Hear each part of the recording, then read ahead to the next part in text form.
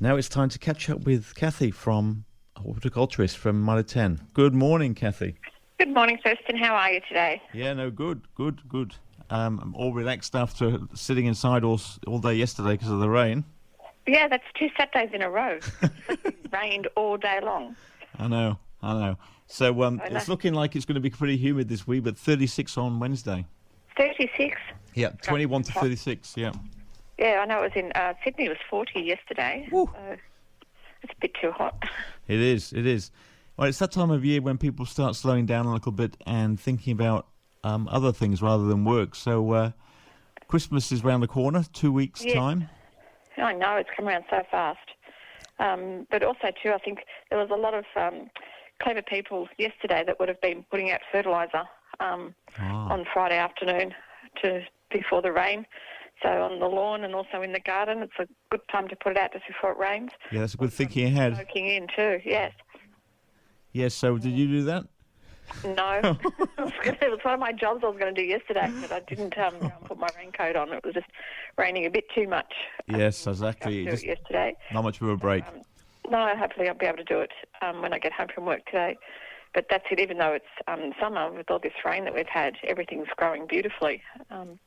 So all the tomatoes are starting to appear on the plants, so don't forget to put some netting out, but make sure that even if you've got to leave enough space for the bees to come in to fertilise the flowers, but make sure that it's something to keep the birds out from pinching all the tomatoes. Yes, exactly. I know.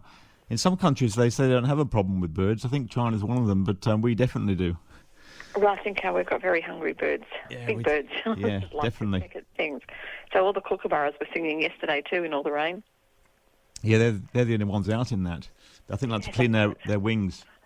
The ducks and the kookaburras, that's what everyone's out. But it's still a good time to do lots of things in the garden. We saw the planting that you can do to put some Christmas colour around your place. So there's if you want to go Christmassy theme, there's lots of red and white flowers around. There's all the petunias and zinnias and things like that you can get a beautiful display. But even just putting lots of colour in pots on your deck. Exactly. Hoping that Christmas Day isn't as rainy as yesterday. But I know a few people are having their Christmas functions yesterday. They would have all been inside. But a lot of Christmas colour is always good at this time. And also it's time that you can do some lovely Christmas presents. A lot of, with buying some oranges and slicing them up and dehydrating them. There's lots of good recipes for summer sangria that you can give as presents in jars. And also just tying them up in little cellophane bags. There's lots of things you can do with the dehydrated citrus, and also drying your own herbs and making them into herb salt is always good too.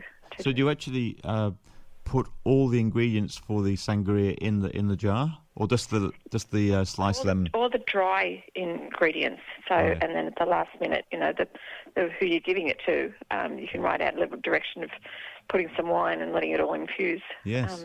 But for the summer one, use white wine, and so it's just a bit of a good idea. You could always do it with the chilled red as well. Exactly. You said you were trying that yourself, weren't you? You've got a dehydrator at home. Yeah. So we've already done the orange slices, and so there's a few other herbs that you can put in, and then just put it in a big jar with a lid and wrap it up. So just we tend to do something, make something. My daughter always makes a hot sauce or something like that and gives to everyone. So I thought this year I might make them jars of the sangria, and maybe give them a bottle of white wine as well to go with it. Yeah, very nice. Yeah, just a few of them, make some biscuits. But so there's lots of things that you can do with the extra produce. Things start to fruit now, and all the vegetables as well.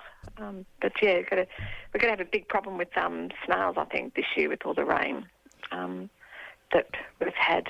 So just got to be wary when you're putting out snail pellets that you choose the animal-friendly one, the pet-friendly one. Yeah, they really... I was sitting outside the other day when it was raining, and they all come out of the drain as soon as the rain starts, don't they? Yeah. Walking down the car, you can't help but step on some on the way. But, we're going to have, I think, a lot of slugs and snails, but also we've already had a lot of funguses because of the humidity. So that's something to keep an eye on over these warmer months, because we are getting the rain too. There's just a lot of powdery mildew, and it's easy to treat. You can either use fungicides, but as I said before, milk's a natural fungicide. 1 part full cream milk to 10 parts of water. That gets rid of a lot of basic funguses. But otherwise, just a copper spray is good too. 1 to 10 then with the cream and 1 water. to 10, yeah. So, and that way there's no withholding period. So that's the time between when you spray and then you can eat them. With the copper, so even copper hydroxide and copper oxychloride, when they're a powder and you make them up in water, that's 1 day that you can't eat your herbs or your vegetables for.